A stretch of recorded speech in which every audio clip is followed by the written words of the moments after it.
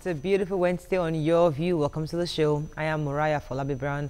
As always, I have my co-host here with me. Hi, ladies. Hi, Mariah. Jimmy, you coming down with a cold, or you already have a cold? I already have a cold. Really?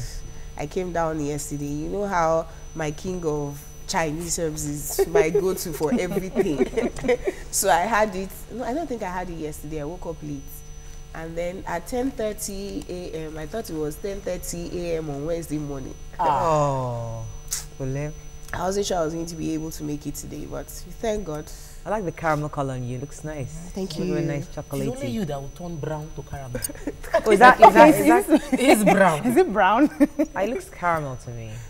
Is there a color called caramel? Well, there's no color called caramel. I just like the caramel color on her chocolate brown skin. Okay. Cool. How you doing, Tokwe?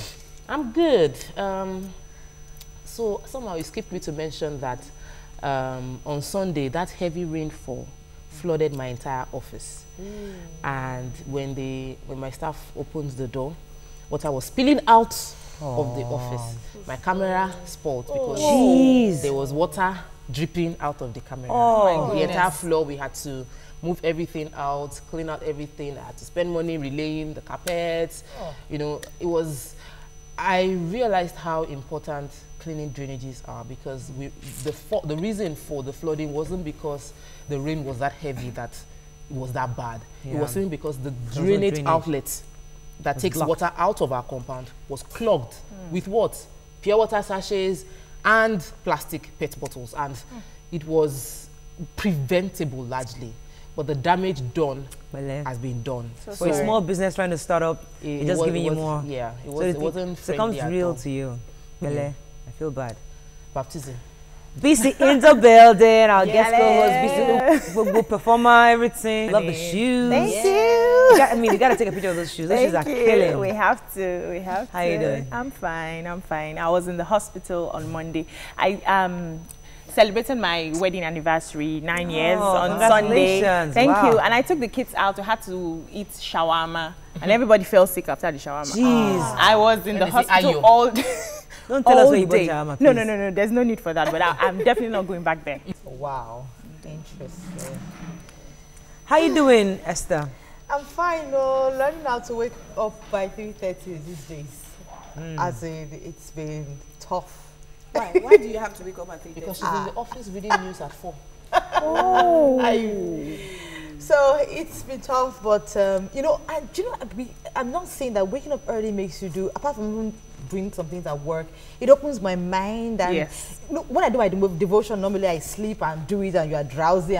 But now, my communication, even when I pray and I'm at work and everything, it just gives me. What time do you go to bed though? 10:30.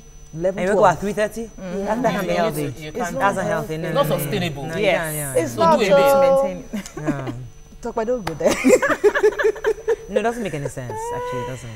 Yeah, but they say this is the time you have to do this kind of things. That's a point. Very true, but it's also the time to get a life. I'm saying, so that when you look back, you can say, yes, I lived. Yeah, I lived. Not that I worked. I grooved. Yes, now please groove. Trust Excuse me. I grooved. I'm not missing anything in the club right now. Married ladies, is there groove in marriage? Of course. There's groove in marriage, but there's a kind of groove that, it depends on the kind of man you marry. I want husband is a groover. If a man you marry that, you can't be grooving again. So you have to be going back to memories. You have to dig what you're doing, the strip club. Or you can make your own groove. Okay. Thank you. So we gotta take a break. When we come back, we'll look at the front pages of the newspaper. Stay with us, we'll be right back.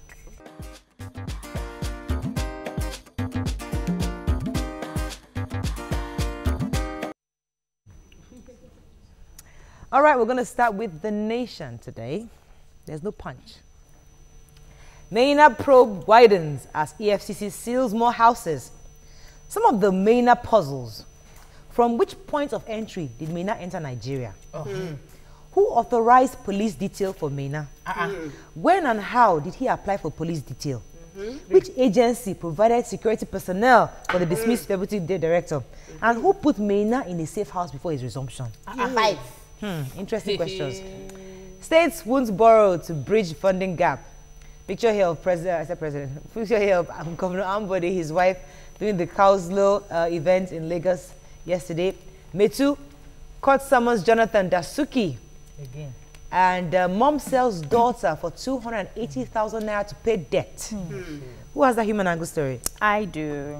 Go ahead. The woman, Funke, had to sell her 3-year-old daughter to another woman, Abibat, who is into child trafficking. Exactly. She needed to raise money to offset her debts, so she had to sell her child. Biological child. Her biological child for 280,000 naira. And she was still asked to bring another child, so she had to kidnap yet another child and sold to the lady. Did they explain what was the She said that condition behind she was a prostitute after her husband left her. Yes. She went into prostitution, so she didn't have any other means of... I'm actually wondering the kind of debts. that was what did they explain? Because she sold her own child biological. You know, if it's like you kidnap and then you sold, it's a different thing. Rationalize the wickedness, but to pay a debt. Poverty is real. Let's move on. No values. Maybe you just experienced the flooding. It's real. These things are real. We hear the stories, but sometimes it comes really close. Then you realize that it's real. Moving on to Vanguard. Maina embarrassment to Buhari. Our party, says APC, explains why President hasn't acted on report on Babashir and OK. And senators want Malami Dambazal sacked. Reps move to probe Maina's reinstatement. Oyo Ita twice rejected Malami's request to reinstate Maina. I acted in public interest, says Malami. And as EFCC confirms, clamp down on Maina's property. Mitu's trial, Jonathan must appear before me today, says Abank. Court stops SEC from suspending Owando's shares. Wrestler Power Uti charged with wife's murder. I've been barred from sending inmates to Kirikiri and Ikoyi prison, says Lagos CP. Buhari rejects same currency for West Africa by 2020. Those are the major stories. Buhari he actually did not reject it blatantly like that. He was only cautioning the economic community of West Africa states that we should be cautious, because just the same thing that happened to European countries where we had euro dropping, that we should be careful because our individual countries have their own problems. So we cannot say at a particular point in time, if a particular country is going through something, and we now just peg a currency. So he's saying that we can take more time. 2020 is too close for us to just decide. You need to nail on it. Fantastic. Okay, Power Uti was the wrestler. He should. The president should know, because from 210 naira to the dollar in 2015 is now 360. You should know.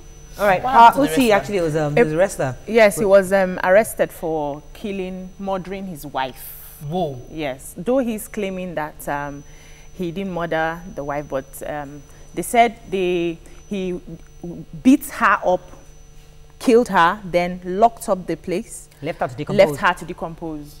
And, you know, so he's been fined though. Look at you. What was it? He's been fined 500,000. No, yet. In fact, for no shorty, let's provide shorty. Yes. 2 shorties, 500,000 naira. I hope that all the shorties are learning from what's happening with the senator. So that you don't stand shorty for someone that is going to disappear or bail out on you. At the end of the day, yes. So if you're shorty, you better be sure where you're shorting for. Let's move on to the Daily Sun. Nobody's taking this Maina story.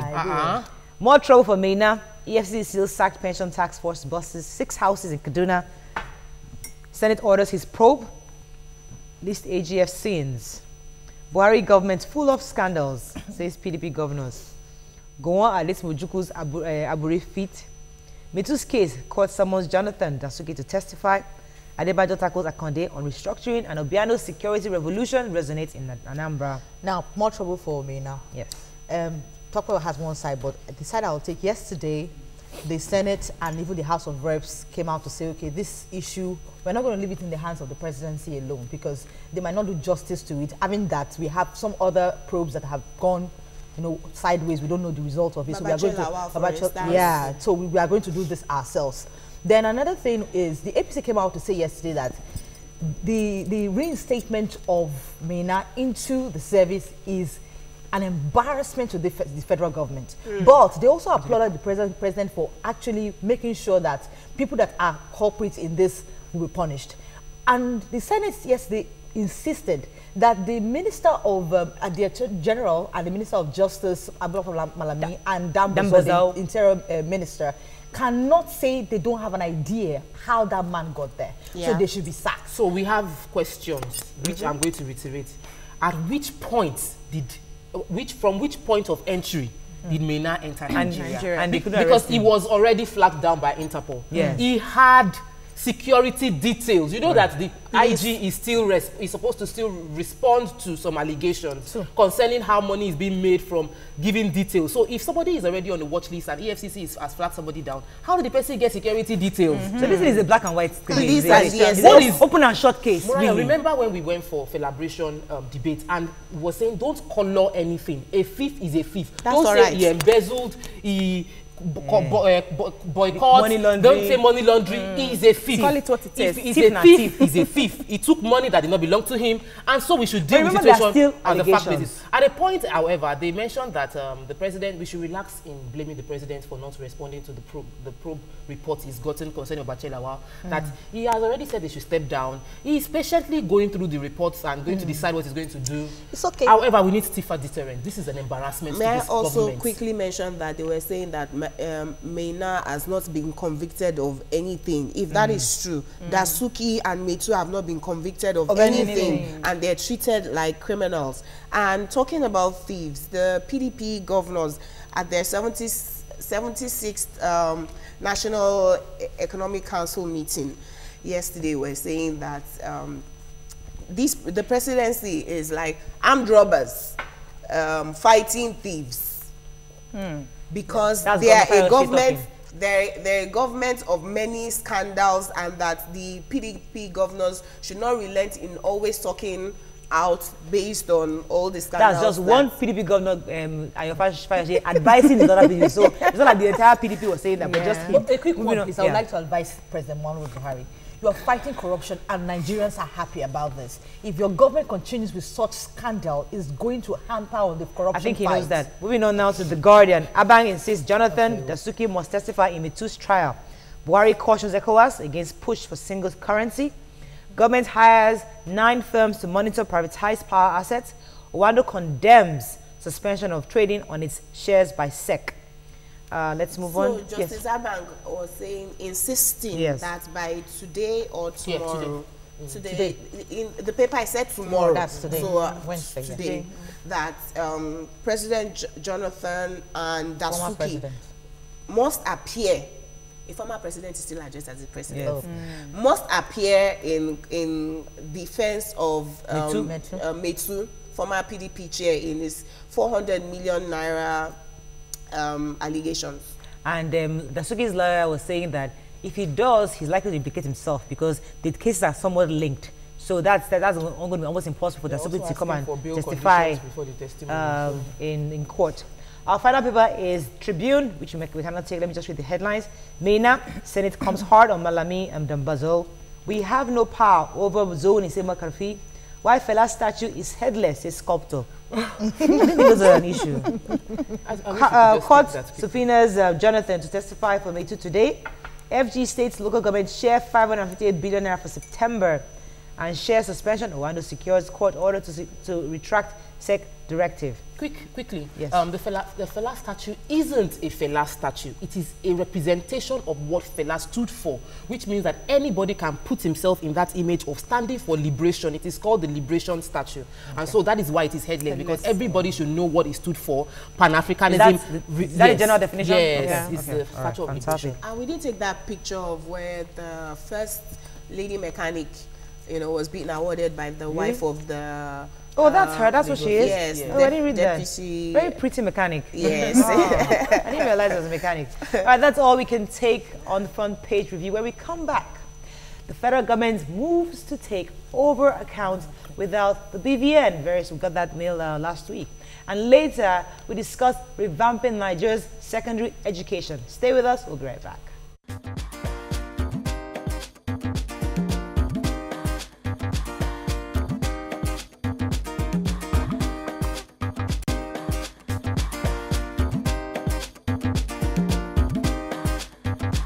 Stay tuned.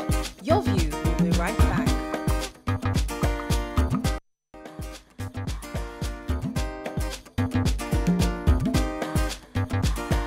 Welcome back to Your View.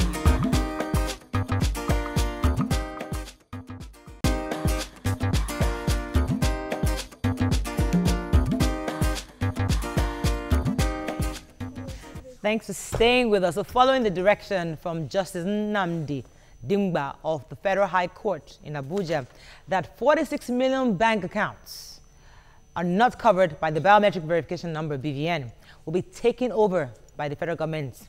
Thousands of commercial bank customers who operate accounts without the BVN are currently in panic mood. However, some Nigerians have expressed their feelings, claiming that the decision was ill-advised and would weaken the nation's economy. What are your thoughts on this? So tweet to us at TVC Connect, please. Hashtag YourViewTVC so we can read your tweets. I know I read the papers yesterday where some people were saying that accounts in the rural areas should be exempted because those ones are not the thieves that the federal government is looking for by this BVN, that they should be left alone, to be given more time to register. That's one. And so another person was saying that, well, these big people thieves also go to the rural areas to hide their money. So you can't really, so there are different arguments, but what are your experiences like with the BVN? Do you know anybody that is in panic mode right now? That a lot of people are coming out to say, oh, now we have a lot of stifling in the economy. Before you did something to the banks, people cannot use their accounts, and now this one is happening again, and it's going to stifle the economy. I want to say that it doesn't affect the economy, because if something is important to you and you know the reason for it, you will do it. Now, just this morning, the special advisor to the president on foreign affairs, people in diaspora, Nigerians in diaspora, Abike Erewa, came out to say that, beg CBN that please let us allow, give us more time. Nigerians in diaspora should come back and register. Now, that is a good idea. But saying that blatantly, don't even go with this move because of diaspora, Nigerians in diaspora is not feasible at all. For me, I think they've been talking about this BVN. Everybody should register. Everybody should register. So, and you cannot actually do any transaction without your BVN as it stands right now. Yes. So for people who still are not able to do their BVN, that means they are either not in the country, they are not using that account because or illegal, because there's nothing you do in the banking system right now that your BVN is not required. So, and for you to transfer all the funds to government coffers, TSA, I think it will stress the economy in the sense that most of these monies that people must have forfeited is still part of what banks used to give loans, to service loans and all of that. And then you want to transfer everything suddenly to the government. It's going to cause economic stress. My question is, why isn't this government very creative in ways to source funds? Why must they take other people's money? Because 46 million bank accounts is definitely not thieves. No, you can't. 46 million could be thieves. Some. Yes. But 46 million is definitely more than the thieves that we have in Nigeria. Yes. I agree, but see, it could be 46 million or 40 million or 2,000 naira, 1,000 naira. And maybe just it could be trillions of naira that have been stolen. Yes. The point, however, is, as you going back to what you said, I know some people that have flown back from the US. I know at least 2 people, the coup came in last week because of this matter to resolve it. But there are a few people who do not have their papers yet. Maybe they went abroad illegally. And so their account is now frozen until they get the papers to leave wherever they are. And they come can't come. One question. Okay, so I had to read the research into which other that was quickly doing just to have the right facts. What is the procedure for diaspora, Nigerians in diaspora to register? There is a platform. You don't necessarily have to come all the way to Nigeria to register. 77,000 Nigerians actually registered. It was extended from January last year to June last year. So they made provision as much as possible. And this has been ongoing, you know. So if somebody hasn't had access to his account since January last year till date, it's a bit suspicious that, is it active or inactive? What's the policy for getting the account to be dormant? The person could be dead. So, I think we can't have a blanket solution to any problem. We have to be, we need to consider all the modalities that can be involved in this. So if it is a case of the person that is using the account might not be around, then put it on dormant. If the figure is huge and flag it down, $1 million and above, no access to this money in over a year, no BVN, and they reach out to the person, because for you to register, you must have information of that person. They've been on BVN address. You've been on BVN since last year. And I'm telling you, just start today. I know. You've been on BVN for a while. Right now, you can't do any transaction without your BVN. Which is what I'm saying, that you must have different model for dealing with the situation. Okay. So they've already said exempt rural areas. You can cap it at 100,000 and below rural areas. Okay, so we can let them. Probably they are one old woman that they just keep sending money. If they send money, she cannot have access to it. But we must be considerate of everything. Another angle I want us to remember is that looking at the bigger picture, even this abroad. I don't know about you. I'm not very familiar with the UK, but I know the US. You have your social security number. Without that number, you can't do anything. You can't do anything. We're trying to have a number where practically we can trace your driver's license. We can trace your account. It sounds nicer than the reality. The point is, BVN isn't doing anything in that account. Eventually, there is no unification of data. We register BVN, register names, register driver's license, and there's no pool. That's I said the bigger picture is to eventually pull it together. Right now, it can't do that because be the number? Listen now, if right now we can't have that holistic number where it covers everything, because there's some who still are not registered. Yes, it's still a process. It's an ongoing process. On BVN, then we're gonna start harmonizing all the. There's no plan for it. They don't have a roadmap. There's no plan for that. I don't think so. The BVN is to curb corruption. That was one of the few things, the reason it was registered, so that everybody people take loans from different banks in using different names. Okay. That was one of the things BVN came to curb, so that the corruption is reduced. We know what you own. We know when you say you don't have money, you want to take loan. We know that you have money in other accounts. We can withdraw the money and pay back. Okay. Those are the reasons. It wasn't for security and all that. And no. Eventually to get there. Starting off, I think it's a process. Eventually, but let me take this call from Saz, I believe. I'm here. Charles, I believe. Oh, thanks for calling. Go ahead, please. Okay. This your topic is very interesting. It's economics we are discussing here, Please, I just want to say that this is a government policy that has been very effective of all the policies. This is because before now, you can have 20 accounts and launder money here and there from any angle to it. But because of the BVN, you can no longer do that. And that is controlling the movement of the money. So you're standing at any point in time. So whether you take it to rural area or you are discussing about rural area or local people or whatever, we are doing this thing because of the nature of the country we live in. Fraudulent people everywhere. Because we don't have ID. The government is corrupt to the teeth. What do you have to do about that? The officials are not forthright. They are not straightforward people. Right. So they use BVN to control it, including the fraudsters before one. Right. Thank you very much, Charles. In agreeing with Charles, because you cannot do anything without your BVN now, I think that it has been effective. The Jonathan administration started this, the Buhari administration finished it. Yeah. It has been effective in that all my accounts now have my fingerprints. Yeah. So I can't go to one and go and take loan from one bank and go to another bank and go. So it has been effective. Yeah. You don't need to carry all our money into government accounts. My point. Quickly ask this question that Nigerians are saying that why do you want to do this in the country? If your money is in the UK or the US and such a policy comes up, and you know how much you have there, will you stay back in Nigeria and say they will understand that I'm not in Nigeria? So we don't know what anybody is going through. We always downplay when it comes to the country. I don't think so. You know why I disagree? If I have an account in the UK, it means that I went there. And when I went to Dubai, I opened an account there. So if something happens, I can quickly fly to Dubai. It's not the same as all people who are abroad. Nigerians who are in Malaysia and China. A lot of them went there illegally. And they cannot come back like that. They don't have their papers. Because they don't have their papers. So the account has been dormant since BVN became a policy.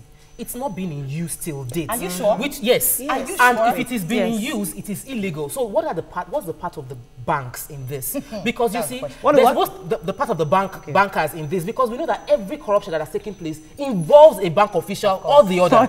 They need to be a party. I think we keep making look as if BVN is about banks or accounts. It's not a bank verification one. It's your biometrics. Yes. It's your figures. So across board, it's not just only about banks and accounts. Eventually, it's going to be about your security because all your details for every single thing you need in this country. In your BVN. In your BVN. Mariah, Let they me have take our this details in many places. Memes Wait. And it's not all of us I don't that have bank account. I don't have my details. listen. I don't have my details anywhere. And it's not every listen, Nigerian that has a bank listen. account. Well, most Nigerians have bank accounts, Not but all. eventually, but we have. Remember when they were saying that not all Nigerians were Yes, bankable? exactly.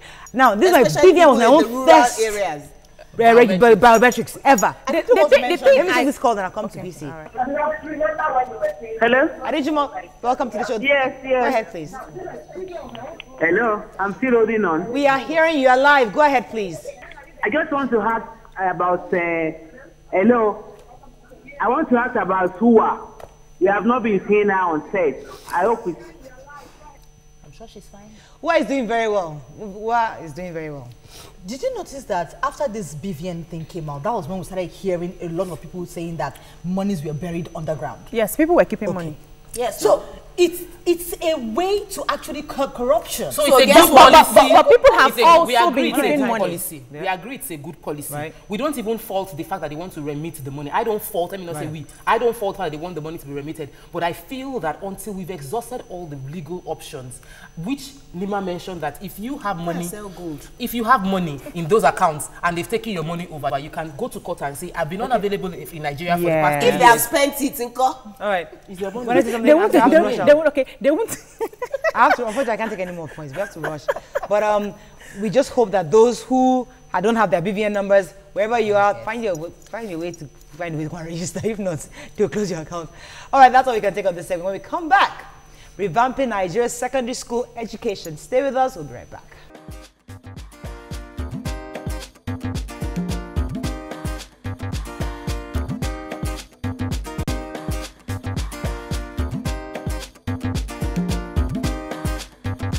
Stay tuned.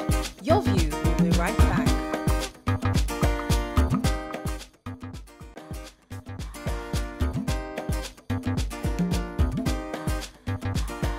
Welcome back to Your View. Thanks for staying with us. The level of development and prosperity attained by a country is determined by its level and quality of education. There are many challenges that are facing the education sector in Nigeria, especially in our secondary schools. This challenge is set to affect the students' educational learning and understanding in a big way. Our guest, our dearest guest, is here to enlighten us on a suggestion on how to revamp our secondary school education. Joining us is a writer and a journalist, Sam Omashe. Welcome to the show, sir. Welcome to the show, sir. Tweet us at TPT Connect. Please hashtag YourViewTVC so we can read your tweets. Now, you're not an education expert, but we know you're having an event where education is the focus. So we'll learn about the event a bit later. But we want to just hear your own opinions on our educational sector and how we can move this country forward with the secondary education. Thank you very much. I want to say first that I'm glad to be here with the bevy of Nigerian television. Oh, thank you very much. Well, secondary education has been in the news for a while. We know the story of Queen's College and visited a number of marquee secondary schools in the past year or so. And I've seen the level of decay, especially schools that are supposed to be the symbol, the model of education. And you discover that they are not what they are cracked up to be, and that is why we have mushrooming of private schools. And we think that by having so many private schools, we are going to have better education. And the foundation itself is wrong, because there are a few parameters by which you can really judge a good secondary school. One is the quality of teachers. Right. And if you don't produce good teachers, you also need good infrastructure. If you don't have good teachers, I don't know what use you are going to make of the infrastructure, whether it's the roads in the school, the quality of the classrooms, whether there's technological elements in the school, and so on and so forth. You have to have that. Then you have to have the moral content of the school. When I was in secondary school, you know, we had this regimen, and by the time I left secondary school, it took me a long time to live it down. You woke up at 6 o'clock, you dressed your bed, you had your own area in in a hall where you had to work. When we were in class 1, I was cleaning the lavatory. Yes, I was cleaning the lavatory. When I was in class 2, I was sweeping the path, because we had so many paths. It was a very big school, government college, really. And then in part 3, I was cutting grass. In class 4, I was supervising. Class 5, I was a prefect. So things like that, you had responsibilities growing up. And those things, you thought they were punishing you at that time and you wanted to be free, but that is how you get molded. So train up a child in the way he should go, and when he is old, he will not depart from it. So I understand your worries because you had experienced a sort of better, I know you would have complained then, but I'm sure when you see what is going on now, you understood that you had luxury when you were in secondary school. So that it would not seem like we're just bemoaning the issues on ground. What are the areas you feel are we urgently need to improve on? You mentioned having values, you mentioned having infrastructure, you mentioned having teachers. What do you think, because I think we have so much we're dealing with, which one do you think the government should focus its attention on first, most importantly, towards the idea of revamping our secondary school? We cannot do one without the other. You cannot say you are going to focus on getting good teachers. Because the good teachers also is a function of the facilities with which you train them. Okay. You cannot say you're going to do that without having good classrooms that were aerated, good security in the schools. You cannot say you're going to do that without all of that. We have to understand that it is a holistic approach. And when we want to do it, we will know that it takes resources. I was speaking with a state chief executive yesterday, and he was saying, look, education in Nigeria is such that we have not decided that things have gone so bad. And if we have decided it, we'll say, okay, look, we have some market schools in this country, unity schools and so on. You have King's College. Anytime I drive past the King's College, I've never been inside. But I tell myself, is this the King's College I've been talking about? It looks what, I mean, it looks like a wreck from outside. This is not supposed to be what a school is. In my own school, government college, at 2003, that school has, at the time we were leaving school, we had 9 halls of residence. At 2003, we didn't have 1 hall of residence, so everything was down. So the government, the President General, the late Onosode, said, look, we had to revive this school.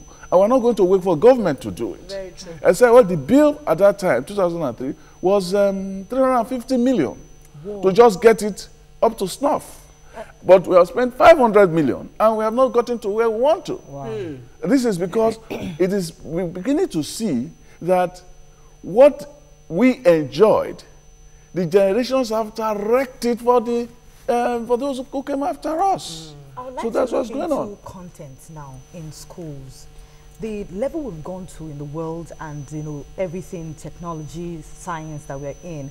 What would you say about the subject and the content of things that we do in school right now, as to the present state of the world and where people are moving to? That's a very good question. We still are stuck with the curriculum of 20 years, 30 years ago. We forget that the education system is made for society and not society for the educational system. And what that means is that as the society changes, we adapt our curricula to our societies. And we are getting into a globalized society. We are getting into a society where the way business was done in the past, not the way it's done today. The level of technology is also different, and approach to them are different. So you need curriculum that are adaptive. It's not the fact that you are a teacher 10 years ago and you're still using the notes you used 10 years ago to teach your students. It makes no sense. Training and retraining, sir. Exactly. That actually, because I was going to ask a similar question, but I'm glad you even went there. Because if we look, I went to an event yesterday and somebody asked the question that with all the degrees that all of us have, see where we are in this country. So it's like we need to review what we are teaching to teaching these children. So in your view with education, yes, the schools need to be revamped and the curriculum needs to also be revamped. But what area exactly do you think Especially because Nigeria, we need to decide what's going to be our value proposition to the world. We're educated. What are we proposing? What's our competence? Is it area of agriculture? Is it what area of focus do you think in education educational system should focus on right now? Well, the point with Nigeria is blessed in so many ways. So the point is not to say which is our specific area of competency. The point is to look at the various areas of competency which we can emphasize, because as we stand today, we have Nigerians who are very good at entrepreneurship. We have those who are very good. Well, look at Zuckerberg came to this country because of stories about our loose kids in technology. You know, we have people who are very good in the sciences, or in the literary world, or in music, and so on. We have great sports people, because when we're talking of educational content, we're also talking about sports, which is very important. So we have to emphasize all of the, but we have to decide that we need to sit down and have a vision for Nigerian education. Let's take a quick break. When we come back, we'll take to it. Stay with us, we'll be right back.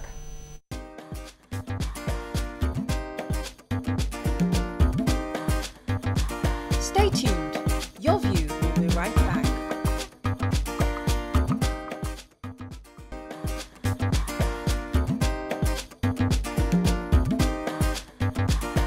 Welcome back to Your View.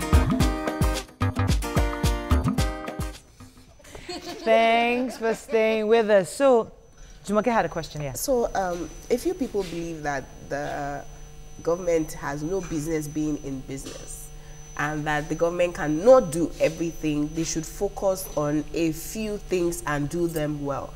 Now, the budget for education in 2017 is 51 billion, and health is 56 or thereabouts. And the reason the government gave why it is so small is because we have WHO and other supporting with funds. You know, world agencies coming to support health and education. What do you think that the government ought to focus on? Let's say 3-point agenda, and do it well. Concerning education. The thing with education is that it is not just a government business.